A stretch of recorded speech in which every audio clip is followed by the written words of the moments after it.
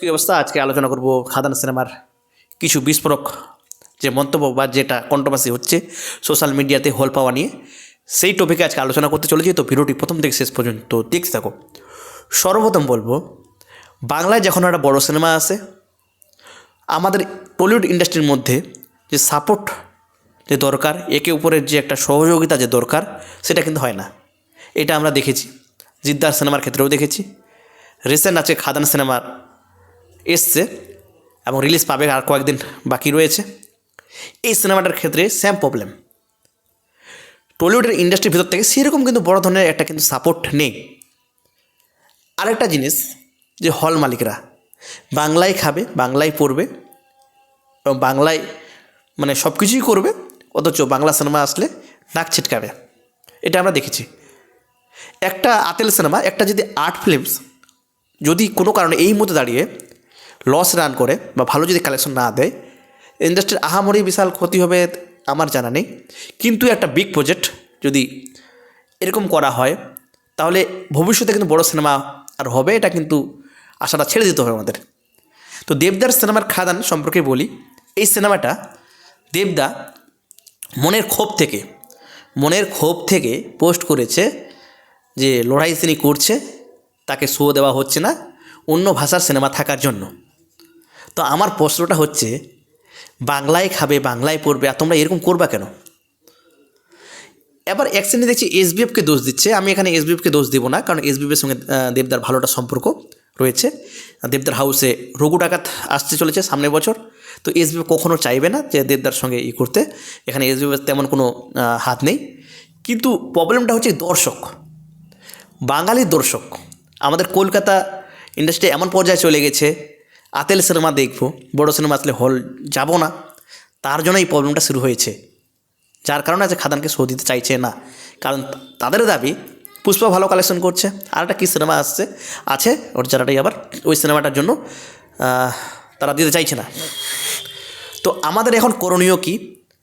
যারা অডিয়েন্স আছে, আমাদের প্রচুর পরিমাণে যেতে হবে সিনেমাটা।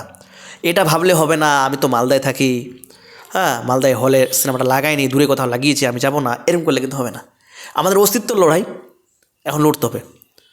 আমরা কতদিন, আমরা জিদ্দার ক্ষেত্রে এই প্রবলেমগুলো দেখেছি, কিন্তু মানুষটাকে ঠিকঠাক শো দেওয়া হয় না। অনেক কন্ট্রোভার্সি তাই করা হয়, দমিয়ে দেওয়ার চেষ্টা হয়। এবার কিন্তু দেবদার সঙ্গে সেম প্রবলেমটা হচ্ছে। তো তোমরা যারা ফ্যান আছো, তোমরা যারা অডিয়েন্স আছো, তোমরা কতদিন এইভাবে থাকবে চুপ করে? তোমাদের কাছে এটা প্রশ্ন। তোমাদের এবার জাগতে হবে, তোমাদের প্রুভ করে দিতে হবে যে বাংলা সিনেমারও অডিয়েন্স আছে। কারণ হল মালিকের ধারণা যে আতেল সিনেমার বিজনেস আছে, কিন্তু মেন স্ট্রিম ধারার বিজনেস নেই, তাই তারা জায়গা দিতে চাইছে না। তাদের যেটা কথাতে বা তাদের মনোভাবে যেটা স্পষ্ট। এই যে বড় একটা সিনেমা, দেবদার যদি এই সিনেমাটা বাই চান্স ফ্লপ হয়ে যায়, বাই চান্স যদি ভালো কালেকশন না আসে, তাহলে তোমরা কি দেবদার কাছ থেকে এরকম আর সিনেমা পাবে? তোমাদের এই ভাবনাটা ভুলে যেতে হবে এক কথায়।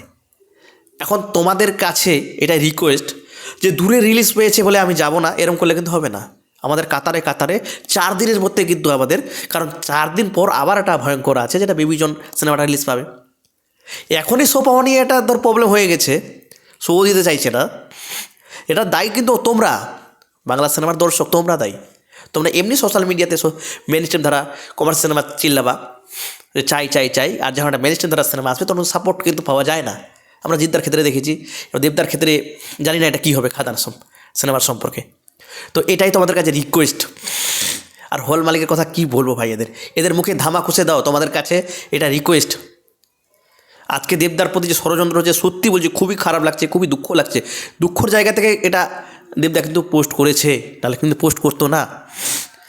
দেবদা এমপি পাওয়ারটা দেখে না, তোমরা সকলে জানো। তো দেবদা তোমাকে রিকোয়েস্ট করবো, তোমাদের কাছে যদি ভিডিওটা যায় বা পৌঁছায় তোমাদের প্রোডাকশন হাউসে, তো এমপি পাওয়ারটা একটু দেখাও দাদা। কবে দেখাবা এটা দেখাও।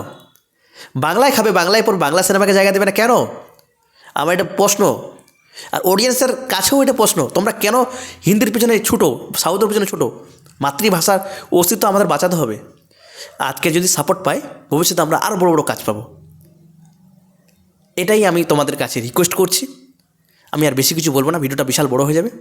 এটাই বলার ছিল। সবাই ভালো থাকবেন, সুস্থ থাকবেন, এবং পরে আরও অন্য ভিডিওতে দেখা হচ্ছে। Take care.